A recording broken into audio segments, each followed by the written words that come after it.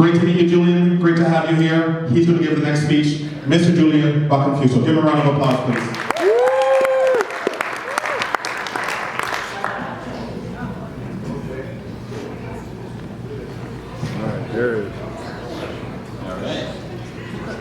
How's everybody doing? Good. All right, for those of you who don't know me, my name is Julian. I am the brother of the bride. It was actually 26 years ago in February that I was born, and that was a really great and happy day for Monique. After all, for the first time in her life, she had a brother. But the truth is, that's not the real reason why she was so happy that day. You see, when my mother was pregnant with me, towards the end of her pregnancy, she had reached a certain size where she could no longer lift Monique into her arms anymore. And so, for Monique, the day I was born basically meant that Mom could pick her up again. True. I was basically an afterthought.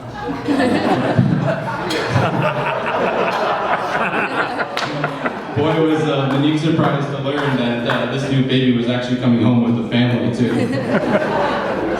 But as we started to grow up and the years went by, Monique and I developed a very strong friendship and an even stronger connection. We could really trust each other with everything. Being 3 years older than me, Monique was always there for me to give sound advice about girls, about school, about life in general. Being 3 years younger than her, I don't think I ever gave her much useful advice at all. But I was always there to stand by her side and to support her and just to be someone who would listen sometimes. For our entire lives, Monique has always had this honest and fair attitude about life that I've always really admired. Many of you probably know Monique as the fiery blonde police officer who serves justice on the streets of Toronto. As her brother, I have the unique perspective of knowing that she's been serving in the name of justice and fairness far before she was ever a cop. When we were kids, Monique and I used to put our money together and we would use our money to buy candy, and we would store that candy in a little shoebox, and we'd put the shoebox in under her bed, in her bedroom. Never once did she ever eat any of that candy without me. And that was because to her, that would not be fair and just.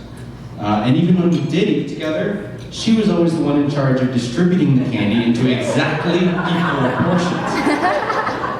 That may seem like an easy task, but she took this very seriously. Whenever we had a box of Smarties, for example, we would each have the exact same number of each color of each Smartie.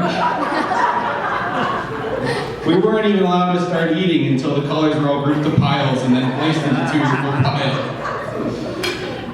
It's a true story. When we were kids in high school and there was a big party that I wanted to go to, I would do what most kids did. I would lie to my parents and say I wanted to go to my friend's house, and their parents would be home, but not Monique. In her honest ways, Monique would sit my mom down and say, "Mom, I need to talk to you about a party I'm going to tonight. There will be alcohol at the party, and possibly drugs, and the parents will not be home.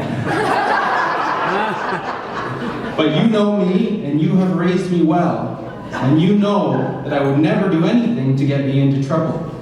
So you have nothing to worry about." And the crazy thing is, it actually worked. My mom would let her go. And I just remember eavesdropping on these conversations from the top of the stairs and just wondering how the hell she did it. But that's just who Monique is. She's a strong-willed person who's willing to fight for what she believes in, and she's never someone who's going to compromise her character or her values to get what she wants.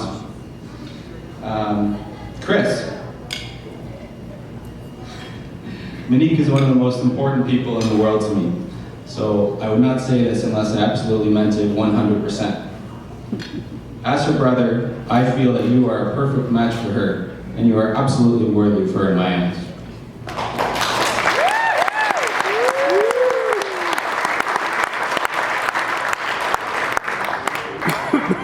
You are patient, you're calm and collected. Trust me when I say that's exactly what she needs. But beyond that, you're a family guy, you're grounded in your beliefs, and you have a strong sense of discernment between right and wrong. And so I have no doubt that the two of you will continue to be a happy couple, a happy family, and an example to us all. So formally, I'd like to welcome you into our family. And as a part of that welcome, I actually have a bit of a surprise for you. If I could just get my wife Christina to help me out for a moment here. You see, it was early in Chris and Monique's relationship that Chris noticed the strong sense of pride that Monique had in herself and in her family. And Chris recognized this pride was so strong, he even went on to coin the term BP, or Bacconfuso pride. And it's true. Pride for our family runs through our veins, and it is the driving force behind our actions. So Monique, even though you will not be a Bacconfuso anymore, Christina and I had these especially made so you never forget your BP.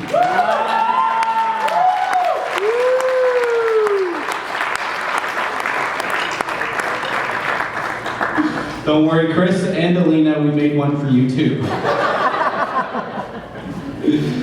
But honestly, I wish the two of you a lifetime of love, laughter, adventure, and prosperity. Thank you.